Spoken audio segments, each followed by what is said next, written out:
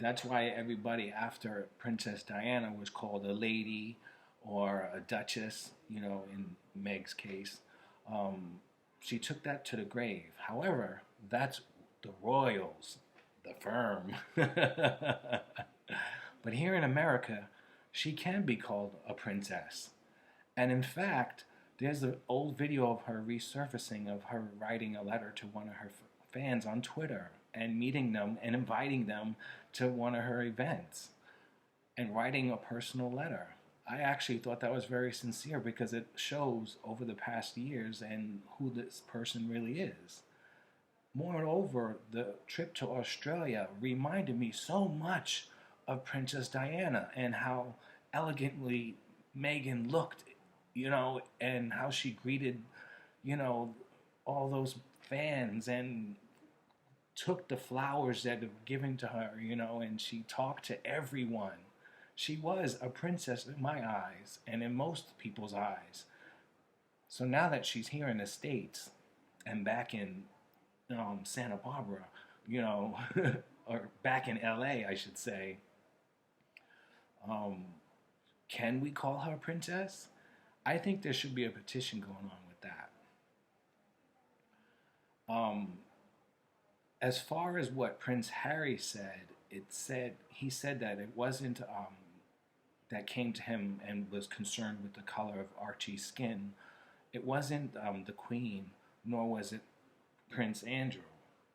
So there's two people left. He's no longer taking calls from or his father is no longer taking calls from him, and he's estranged from his brother William.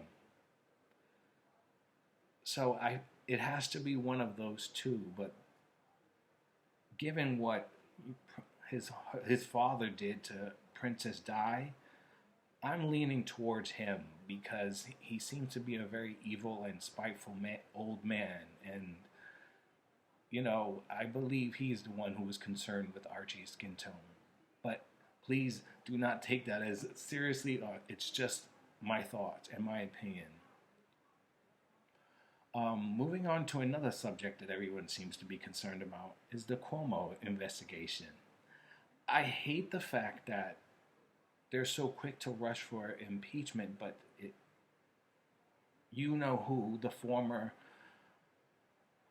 one-term president, twice impeached, disgraced one-term president, had gotten away with so much, and it took so long because he should have been out the office long before his 4 years.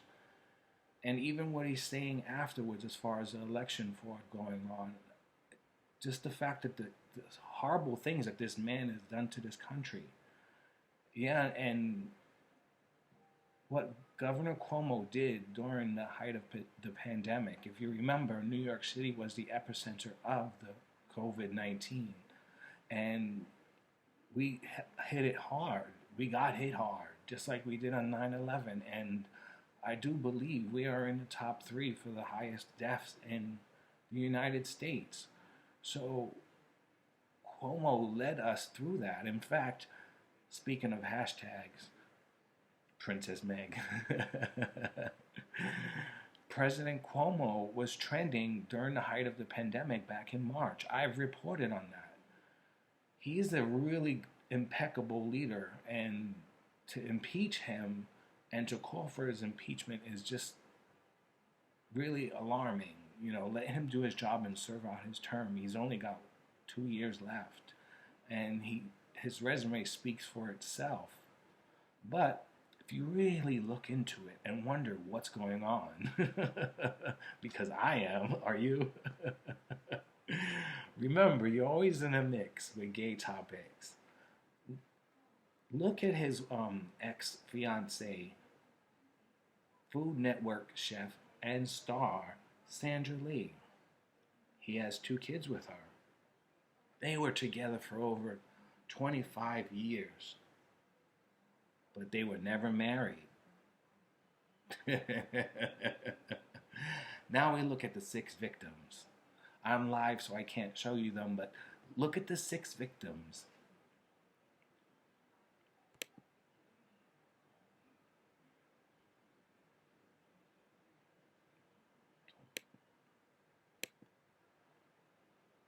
Look at the 6 women who have come forward and are claiming sexual allegations and sexual misbehavior and conduct. But look at the woman. Okay, let's do it again. But look at the woman who's come forward. Each and every one of the 6 of them looks exactly the same. And then look at Sandra Lee. Look at his daughters. Is it just me? Is it just me? Because they all look somewhat like each other. But I still want him to be my governor because he's done a great job leading this city. And there's a state, I should say. Everyone thinks that New York City should be considered a state. I'm for one, too. Speaking of other political news, did you know that there's a rival between chief anchors at ABC News, George Stephanopoulos and David Muir?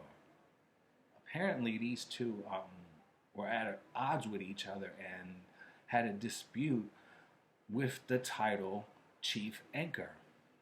George Stephanopoulos has been with the network for as long as I remember, and that's one thing I love about the network is because every single one of the anchors and reporters and journalists have been the same.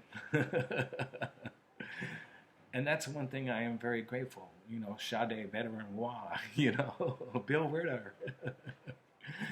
I remember them watching them when I was like 7, and I'm 49 years old. So one thing I love about the ABC network is that they have been committed to their investigative department and journalists and reporters. But there was a rival between George Stephanopoulos and David Muir. David Muir, as you know, was as the riots unfolded, David Muir was reporting the news on ABC Nightly News at 6:30, and it has become the #1 news, you know, in the world. Well, forget it. Forget David Muir. There was, okay, we were talking about Meghan Markle.